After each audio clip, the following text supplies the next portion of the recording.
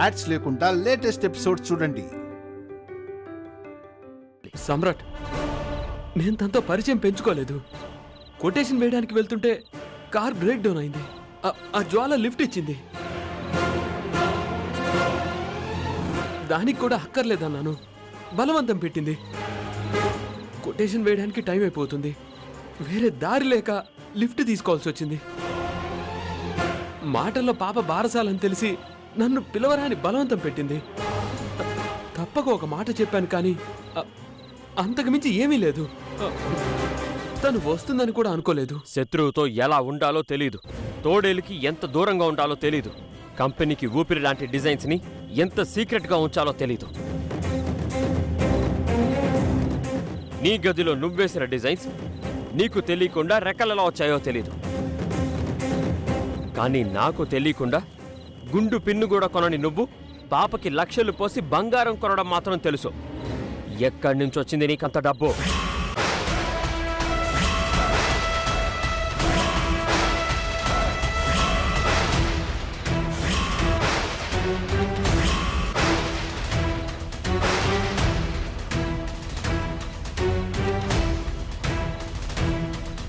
ఏందండి గిది? బోన్లో ముద్దాయిని అడిగినట్టు గట్ల నిలదీస్తుండ్రు. బావగారు మీకు తెలవకుండా గుండు పిన్ని కూడా కొనరు. గది మీ మీద గౌరవం, కానీ బిడ్డకు నగలు కొన్నారు. గది ప్రేమ. పాపకున్న నగలకు జ్వాల దొంగతనం చేసిన డిజైన్ కి ఎట్లా ముడి పెడతారు?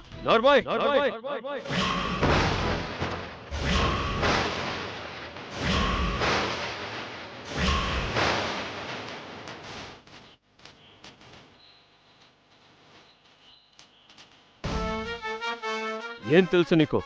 వంటింట్లో వంకాయలు అనుకున్నావా, మార్కెట్లో దొరికే బీరకాయలు అనుకున్నావా డిజైన్స్ అంటే? ఒక డిజైన్ మన బ్రెయిన్లో నుంచి క్యాన్వాస్ మీదకి వచ్చిందంటే అది కంపెనీకి ఆక్సిజన్ లాంటిది. కానీ ఆ డిజైన్ చేయి జారితే కంపెనీయే చచ్చిపోతుంది. అదే విషయం మీ అన్నయ్యకి తెలీదా సామ్రాట్? ఒక డిజైన్ని ఎంత జాగ్రత్తగా చూసుకోవాలో, ఎంత భద్రంగా దాన్ని మెటీరియలైజ్ చేయాలో తెలియని వ్యక్తి కాదు కదా.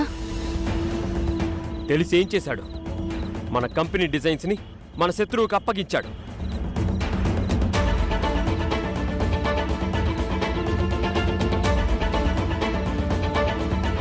నాకు తెలియకుండా నా కంటిని నా వేలుతోనే పొడిచాడు.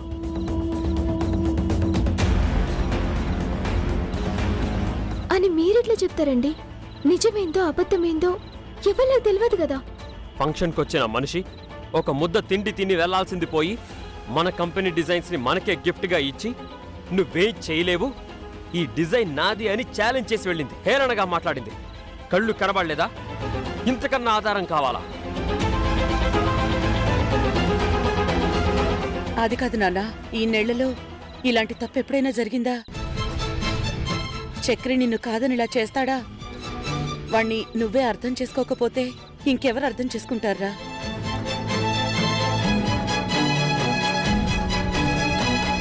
అవునరా సామ్రాట్, కష్టపడి వేసిన డిజైన్ ఇలా చేజారడం అనేది కంపెనీకి మనకి తీరని నష్టమే, కాదనడం లేదు.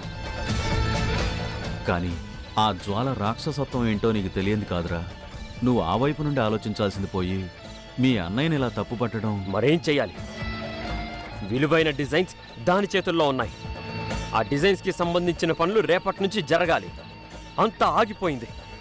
దీనంతటికీ ఎవడు కారణం? వీడు కాదా?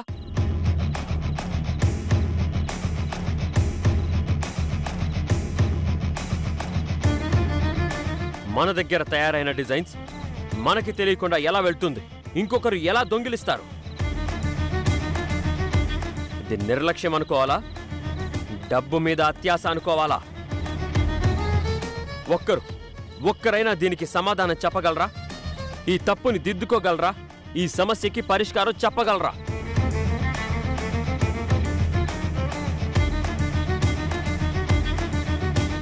చేసిన తప్పు కళ్ళ ముందు కనబడుతుంది. రేపా జ్వాల మన డిజైన్స్ ని దర్జాగా మార్కెట్లోకి పంపబోతుంది. ఎవరి నష్టాన్ని పూడుస్తారు? ఎవరు దీనికి బాధ్యత వహిస్తారు?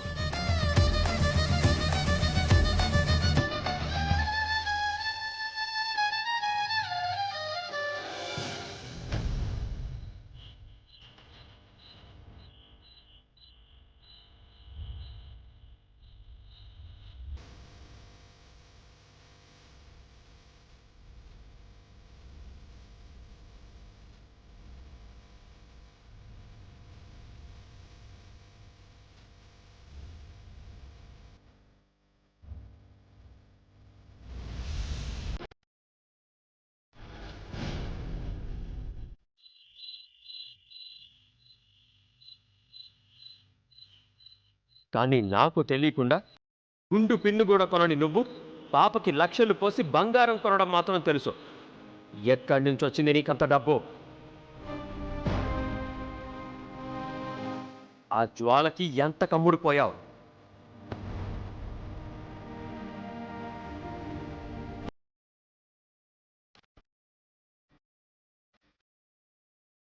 ఏమండి, అదే తెలుసుకుంటూ బాధపడుతున్నారా? ఇది బాధ కదా వంతిక. వాణ్ణి ఎలా అర్థం చేసుకోవాలో తెలియని పరిస్థితి. ఇన్నాళ్ళు కంపెనీ కోసమే పనిచేశాను. వ్యాపారం ఎదుగుదలకి నా వంతు కృషి చేశాను. కానీ నా మైనస్ అల్లా నా తెలివితో నేను డిజైన్స్ వేయలేకపోవడమే. మీరు డిజైన్స్ వెయ్యలేకపోయినా కంపెనీకి లోటేం జరగలేదు కదండి. లోటు జరగలేదు, కానీ ఈరోజు అవమానం జరిగింది.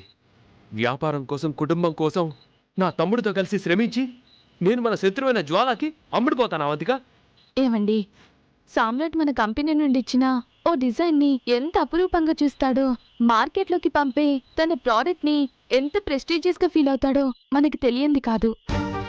అలాంటిది ఒక్క రోజుల్లో మన డిజైన్ మనకి తెలియకుండా మార్కెట్లోకి వెళ్ళిందంటే, అది కూడా మన శత్రువు కంపెనీ పేరు మీద వెళ్ళిందంటే చిన్న విషయం కాదు కదండి. అందుకే ఆ బాధలో, ఆ ఫ్రస్ట్రేషన్లో అలా మాట్లాడాడంతే. నా గురించి తెలుసు కదా వంతిక, తప్పు ఎక్కడో జరిగింది. అది కళ్ళకి కట్టినట్టుగా కనపడుతోంది.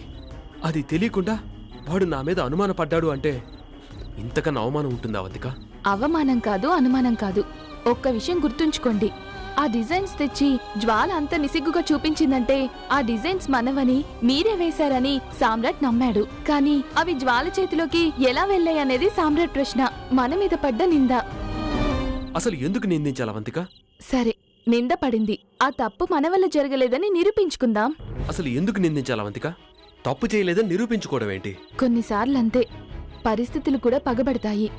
మన జాగ్రత్త కూడా మనల్ని మోసం చేసిందంటే ఇది అనుభవించాల్సిందుంది. అంటే చెయ్యని నేరానికి శిక్ష అనుభవించాలా? అది మీకు నాకు తెలుసు, సామ్రాట్కి తెలియదు కదండి. ఇది మన నిర్లక్ష్యమో, జ్వాల చేసిన కుట్రో ఏదైనా కావచ్చు. అది తేలిన సమయంలో సామ్రాట్ రియలైజ్ అవుతాడు.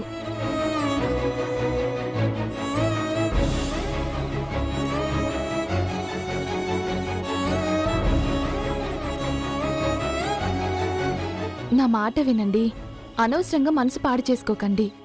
ఎవరో ఇదంతా కావాలని చేశారు. ఆ జ్వాలకెవరో బలంగా సపోర్ట్ చేశారు. అదే అదే అది తలుచుకుంటేనే పిచ్చెక్కుతోంది అవంతిక. డిజైన్స్ ఇంత సీక్రెట్గా రెడీ చేశాం, అంతే సీక్రెట్గా కంపెనీకి కూడా పంపించాం. ఆ లోపే లీక్ అవడం అంటే ఇంతకంటే దురదృష్టం మరొకటి ఉంటుందా? మన వైపు న్యాయముంది, పైన దేవుడున్నాడు. అన్నింటికీ కాలమే జవాబు చెప్తుందండి.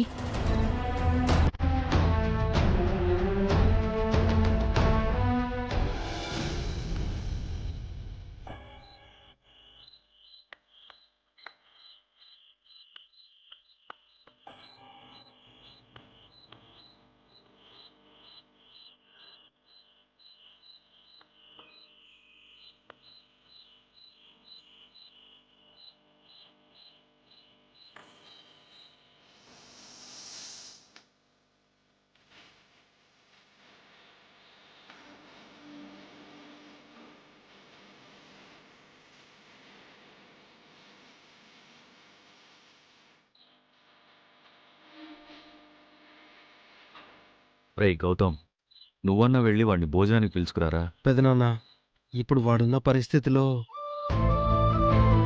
శ్రీవల్లి వెళ్ళింది వాణ్ణి పిలుచుకొద్దామని. కానీ వాడింకా కోపంగానే ఉన్నాడు. ఇప్పుడు అల్లుడు గారు శ్రీవల్లిని ఏమంటారో ఏంటో.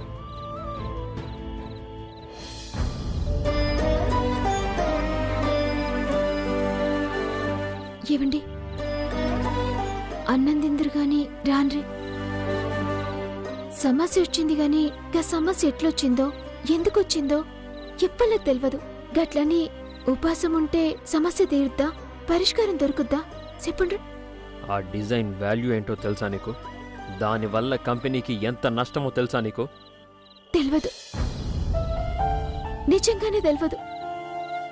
కనుక డిజైన్ కన్నా మీరు విలువైనోళ్ళని తెలుసు. పోయినక డిజైన్ కన్నా మీ తెలివి గొప్పదని తెలుసు. జరిగిన నష్టం కన్నా మీ ప్రాణం వాల్యూ అని తెలుసు. గందుకే పిడికడ అన్నం తినమంటున్నా, శాంతంగా ఆలోచించమంటున్నా. ఆలోచించడానికి ఏం లేదు, అంతా అయిపోయింది. ఏమైపోలేదు. జరిగిన తప్పు శత్రువు రాక్షసత్వంతోటి జరిగిందో, ఇంట్లో వాళ్ళ నిర్లక్ష్యంతోటి జరిగిందో తెల్వాలనన్నా ఆవేశం పనికిరాదండి. జరంతా మనసు పెట్టి సొంచాయించాలి. ప్లీజ్ అండి, మీకు దండం పెడతా, వచ్చి జరంత అన్నం తినుండ్రి.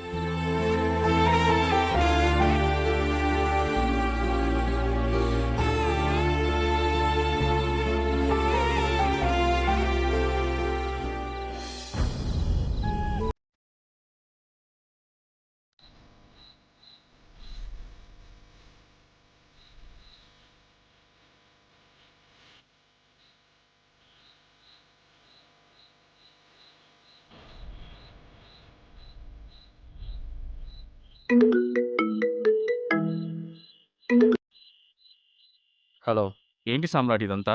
ఏమైంది రాఘవ్ గారు? మీరు చూపించిన డిజైన్స్ బాగున్నాయనే కదా, ఆ డిజైన్స్ కోసమే నేను మీకు కాంట్రాక్ట్ ఇచ్చింది. ఇప్పుడు ఎవరు కాదన్నారు? ఎవరు కాదండవేంటి? యాజ్ ఇట్ ఈస్ మీ డిజైన్సే ఆ జ్వాలా కంపెనీ మీద మార్కెట్లోకి వస్తుంటే ఇక మీ డిజైన్స్ మేమెలా తీసుకుంటాం? రాఘవ్ గారు, అదేదో చిన్న పొరపాటు జరిగింది. ఎవరో ఫ్రాడ్ చేశారు.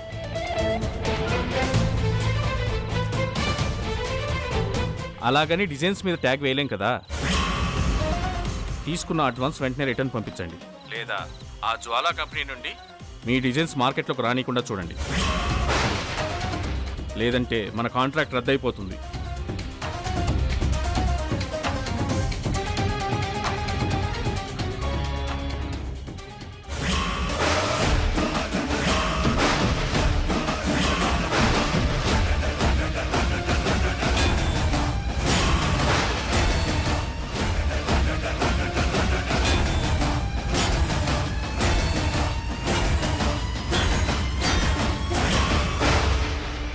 సామ్రాట్, ఏమైందిరా?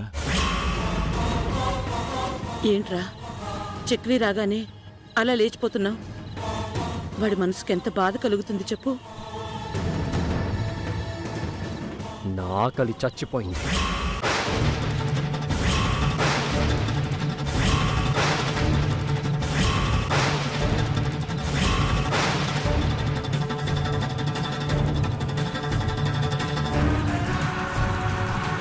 ఏవండి, ఏందిది? తినే అన్నం మీదకెళ్ళి గిట్లా లేచిపోవడం మంచిది కాదండి. నా మాట వినుండ్రి, కూసోండ్రి. కాంట్రాక్ట్ ఇచ్చిన వాళ్ళు కండిషన్స్ పెడుతున్నారు. అన్నం తిననా?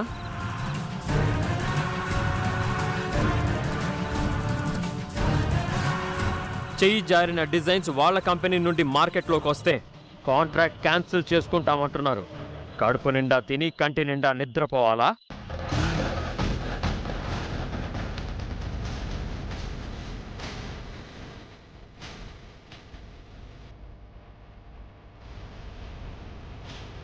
ఏమా, వాడు రాగానే నేను లేచి వెళ్ళిపోతే వాడు బాధపడతాడా?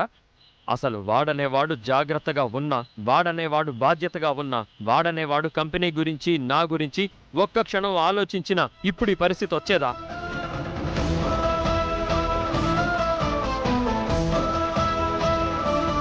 అలాంటిది వాడితో కలిసి నేను భోజనం చేయాలా? అక్కర్లేదు సమ్రాట్, నువ్వు తిను, నేనే వెళ్ళిపోతాను. అన్నం మానేసినంత మాత్రాన చేసిన తప్పు మాసిపోదు. కన్నీళ్లు పెట్టుకున్నంత మాత్రాన జరిగిన నష్టం తీరిపోదు. ఎవరు చేశారా తప్పు? నువ్వే మార్గంగా, నీ మాటే వేదంగా పనిచేసిన నన్ను అనుమానించి నువ్వు చేస్తున్నావురా తప్పు. ఏమండి,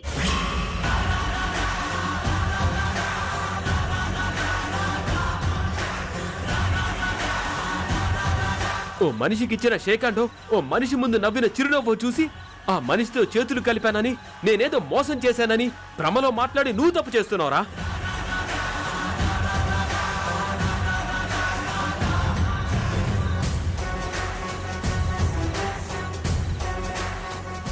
అన్నయ్య, ఏంటిది? వాడేదో ఫ్రస్ట్రేషన్లో ఉన్నాడు, నువ్వు కూడా ఏంటి? కాస్త ఆగన్నయ్య. అవును, నేను భ్రమలోనే ఉన్నాను.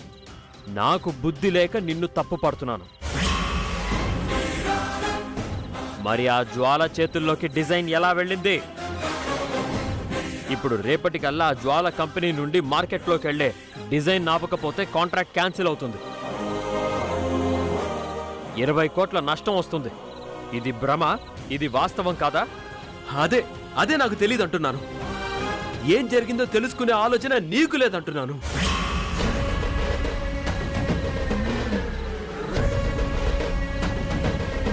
తప్పు నీ దగ్గర జరుగుతుంది, సాల్వ్ నేను చెయ్యాలి. నిర్లక్ష్యం నీది, ఆలోచన నాకుండాలా? ఇది నీ గొప్పతనం. ఇంత జరిగినా కళ్ళకి కట్టినట్టు ఇన్ని ఆధారాలున్నా తప్పు నీ వల్లే జరిగిందని మాత్రం ఒప్పుకోవు. తప్పు జరిగింది, కానీ అది నా వల్ల కాదు, ఇంకెక్కడో ఎవరి వల్ల జరిగింది. అది తెలియట్లేదు. డిజైన్స్ ఉన్నవి నీ దగ్గర, వాటిని బయటికి తెచ్చేది నువ్వే. నీకు తెలియకుండా ఏదీ జరగదు, అది మర్చిపోకు.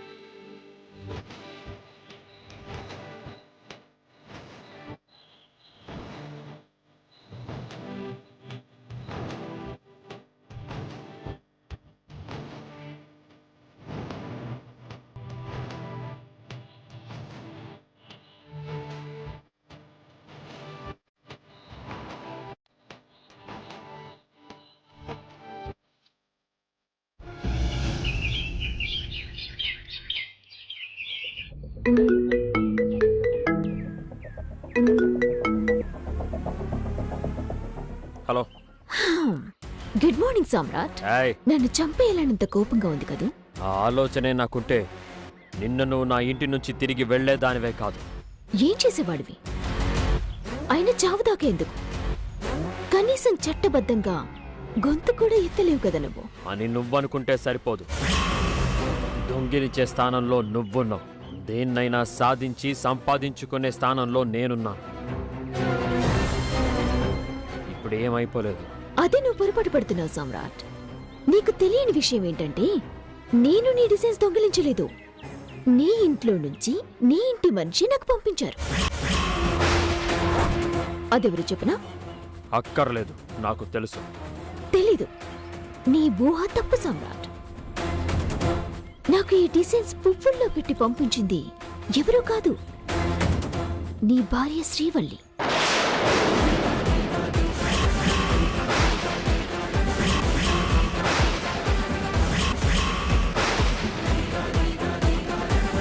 పిచ్చి పిచ్చిగా మాట్లాడొద్దు, చచ్చిపోతావు. నువ్వు నమ్మవని నాకు తెలుసు. నీకు ప్రతిదీ లాజికల్ గా ఉండాలి.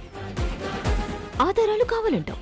ఓకే, ఇప్పుడే ప్రూఫ్స్ పంపిస్తున్నాను, కళ్ళారా చూడు.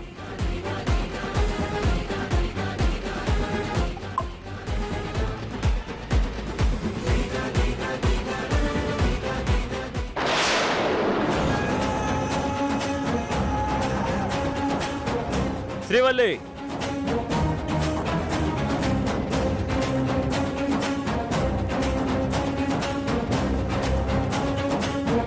శ్రీవల్లి, శ్రీవల్లి.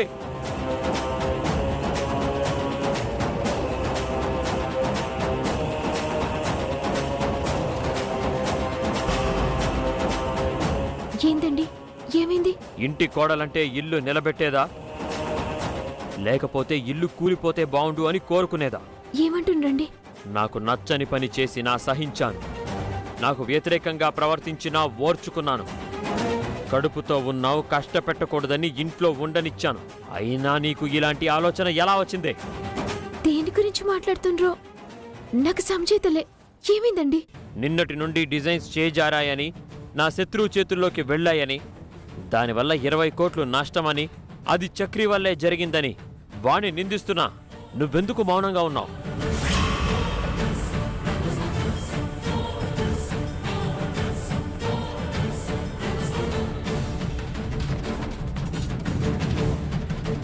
ఎందుకు నోరు విప్పలేదు?